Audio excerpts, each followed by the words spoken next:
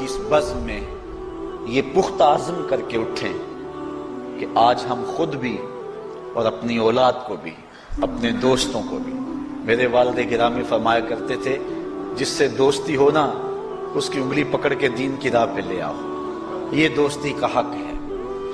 اس کے لیے آپ بہت کچھ کرتے ہیں لیکن اگر اس کو دین نہیں دیا تو کچھ بھی نہیں دیا۔ کوشش کرو میرا دوست ہو اور جہنم میں جائے۔ والدین بچے کے مستقبل کے لیے کتنی کوشش کرتے ہیں، لاکھوں روپیہ لگاتے ہیں مستقبل ٹھیک ہو جائے، کرتے ہیں کہ نہیں کرتے؟ یونیورسٹیوں کے اندر، کالجوں کے اندر کتنی بھاری فیسیں بھرتے ہیں، کیوں اتنا کچھ کیوں کر رہے ہو؟ میں نے دیکھا بوڑھا باپ اپنی کمر پہ بوریاں لاد کے مزدوری کرتا ہے، مائیں اپنا زیور بیچ رہی ہیں کہ اولاد پڑ جائے۔ میاں اتنا کچھ کیوں کر رہے ہو؟ جی مستقبل ٹھیک ہو جائے۔ یہ مستقبل کتنا ہے؟ 20-25 سال کا، اور جو اصل مستقبل ہے اس کی فکر ہی نہیں کسی کو۔ اصل مستقبل تو وہ ہے، اللہ اکبر، بیرون ملک جائے بیٹا تو ماں کہتی ہے بس دعا کرو کہ میرا بیٹا خیریت سے پہنچ جائے۔ بیٹی کی شادی کرتی ہے تو ماں کہتی ہے دعا کرو کہ اپنے گھر میں اس کو چین مل جائے۔ کسی کا انٹرویو ہوتا ہے، لوگ کہتے ہیں جناب دعا کرو کہ اس انٹرویو میں وہ کامیابی سے گزر جائے۔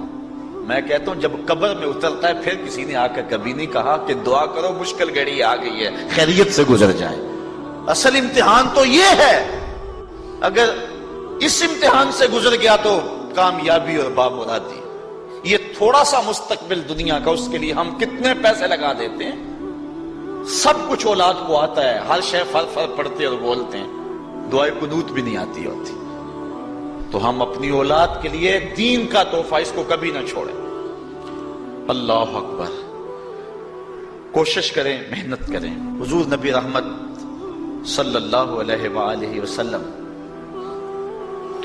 نے ان بد عمل واعظین کی بات بھی کی ہے کہ جو لوگوں کو نیکی کا حکم دیتے ہیں اور خود اس پہ عمل نہیں کرتے۔ آج ہمارے کچھ واعظین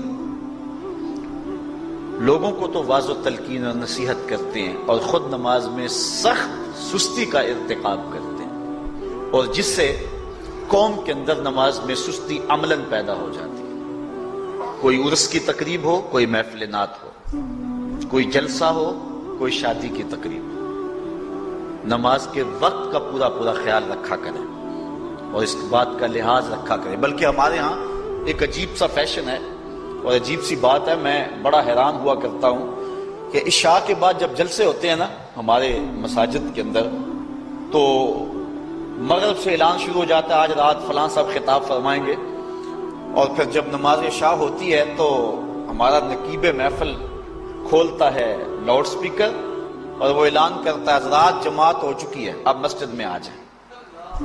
یعنی یہ نماز کو ہلکا کرنے والی بات ہے۔ انہوں کو کہا جا رہا ہے کہ بلکہ بعض تو کہہ دیتے ہیں جس کا تمہیں ڈر تھا وہ گزر گئی ہے، اب آ جاؤ۔ کیا لینا ہے جلسے میں آ کر اگر نماز ہی نہیں پڑھنی ہے تو؟ ممبر و محراب کے جو ذمہ دار ہیں ان سے جو ہے وہ عجیب و غریب قسم کی جو ہے وہ حرکات سکنات سرزد ہو رہی ہے۔ یہ جو جاہل نقیبوں کا ایک غول آ گیا نا، یہ بھی ایک بہت بڑی مصیبت ہے۔ ایک تو بے تحاشا القاب، دوسرا دین کی روح سے ناآشنائی۔ وہ کسی نے کہا تھا نا کہ پہلے حضرت غوث پاک ولی بناتے تھے، چور سے کتب بناتے تھے، آج کل ہم بناتے ہیں۔ کہا تم کیسے؟ کہا ہمیں پتا ہوتا ہے یہ چور بیٹھا ہوا ہے، کہتے ہیں غوث زماں اور کتب دوران۔ بے تحاشا اور بے تکا انداز، اور پھر دین کی روح سے یہ ناآشنائی کہ باقاعدہ اعلان ہوتا ہے جناب جماعت ہو چکی اب تو آ جاؤ۔ تو کیا کرنا ہے ساری رات جاگ کے اگر عشاء کی نماز ہی نہیں پڑھی تو نماز کو ہلکا کیا گیا ہے۔ اسی طرح جلسہ لمبا ہو رہا ہے اور نماز کا وقت سکڑ رہا ہے۔ ان چیزوں کا التزام کرنا ہے، ہم نے کوشش کرنی ہے۔ اور یہ بھی ایک مصیبت ہے کہ دربار بڑا اونچا ہے اور مسجد کے اندر جانوروں کی بینٹیں پڑی ہوئی ہیں۔ حیثیت تو مسجد کی ہے، دربار کی تو سامنے حیثیت ہے۔ دربار پہ 3 کروڑ روپیہ لگا ہوا ہے اور مسجد میں چٹائیاں بھی موجود نہیں۔ اپنے بھی خفا مجھ سے ہیں بیگانے بھی ناخوش، کہ زہر حلال کو کبھی کہہ نہ سکا کند، بات وہی کہتا ہوں سمجھتا ہوں جسے حق، میں ابلہ مسجد ہوں نہ تہذیب کا فرزند۔ بے تحاشا اور بے تکا انداز، اور پھر دین کی روح سے یہ ناشنائی کہ باقاعدہ اعلان ہوتا جناب جماعت ہو چکی اب تو آ جاؤ. تو کیا کرتا ہے ساری رات جاگ کے اگر عشاء کی نماز ہی نہیں پڑھی تو نماز کو ہلکا کیا گیا ہے.